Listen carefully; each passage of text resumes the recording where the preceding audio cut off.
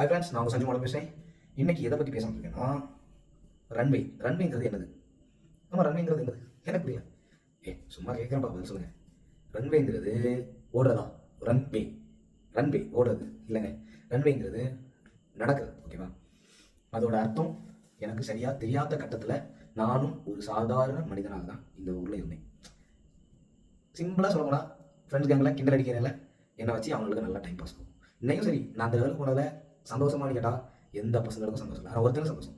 ஓகேவா? இல்லை 2 பேர். சாரி. என்னோட 2 நண்பர்கள். ஒன்று எங்கள் ஊர் பையன், இன்னொன்று என்னோட காலேஜ் மேட். ஓகேவா? காலேஜ் மேட்னா இப்போ படிச்சுட்டு இருக்கான். இப்போ ஜூனியராக படிச்சுட்டு இருக்கான். ஆனால் எனக்கு சீனியர், வயசில் மூத்தவன்.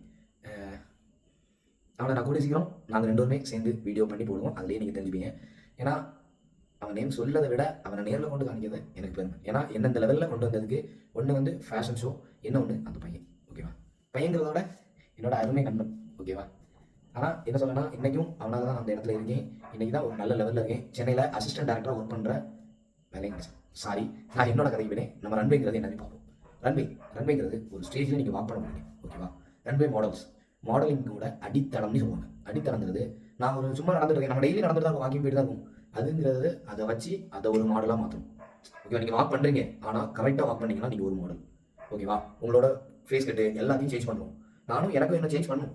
ஆனால் என் ஃபோட்டோஸ் நீங்கள் பார்த்துப்பீங்க. நேரில் பார்க்க நான் வேறு இருப்பேன். என்னோட அது அந்த டைம் மாறிப்பேன். எனக்கு அது என்னன்னு தெரியல. அது எனக்கு அந்த டைம் அப்படி மாறிப்பேன். மாடலிங் உள்ளே போகும்போது என்னோட ஆட்டிடியூட் ஃபஸ்ட்டு வந்து ஆட்டிடியூட் தான் ஃபஸ்ட்டு மாடலிங்கில். ஆனால் யார்கிட்ட காணிக்கணும்? கேமரா முன்னே தான் ஆட்டிடியூட் காணிக்கணும்.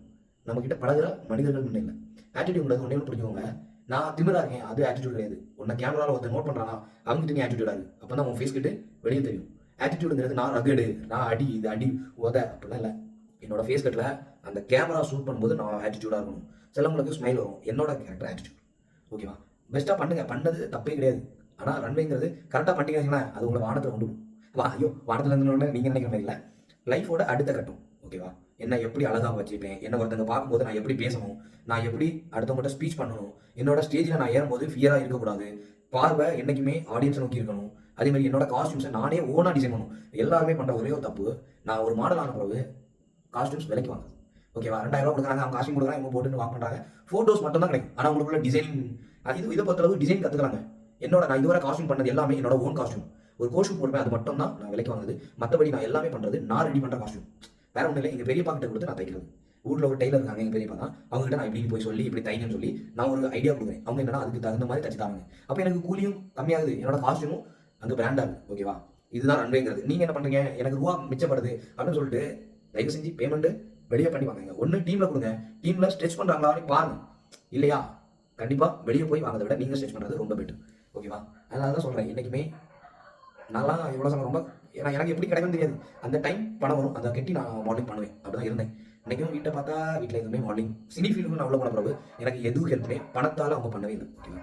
அப்பா அம்மா குறை சொல்ல மாட்டேன். என்றைக்குமே எவ்வளோ கோவம் கேட்டு எவ்வளோ மாதம் கேட்டு அப்பா அம்மா மட்டும்தான் நம்ம கூட இருப்பாங்க. ஓகேவா? ஏன்னா அப்பா அம்மா எல்லாத்துக்குமே மன கஷ்டம் வரும் நம்ம ஒருத்தங்கிட்ட பழகும்போது. ஆனால் அப்பா அம்மாவுக்கு எவ்வளோ மன கஷ்டம் இருந்தாலும் சலிச்சுப்பாங்க. நம்ம பையன் நல்லா இருந்தால் நல்லாயிருக்கும்.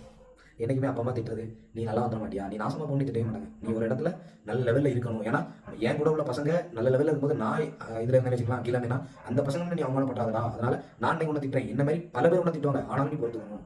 அந்த ஒரே ஒரு ரீசனுக்காக தான் கடவுள் அம்மா அப்பாவை திட்டதுக்காகவே படிச்சாங்க. ஓகேவா? அம்மா அப்பா திட்டது வேறு.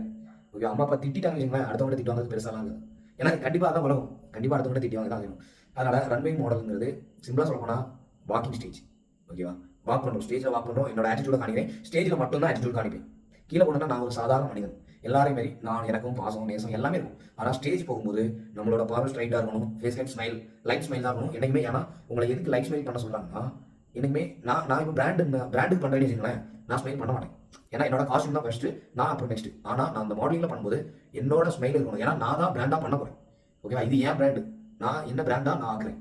ஓகேவா? இதுக்காக நீங்கள் ஸ்மைல் பண்ணுறது ரொம்ப நல்லாயிருக்கும். அது அவங்கவுங்க ஆட்டிடியூட பொறுத்தது. கண்டிப்பாக பண்ணுங்கள். இன்ட்ரெஸ்ட் இருந்தா என்னோட ஐபிஏபி இபா ஃபேஷனுக்கு நீங்கள் மெசேஜ் பண்ணுங்கள். நம்பர் வந்து 93.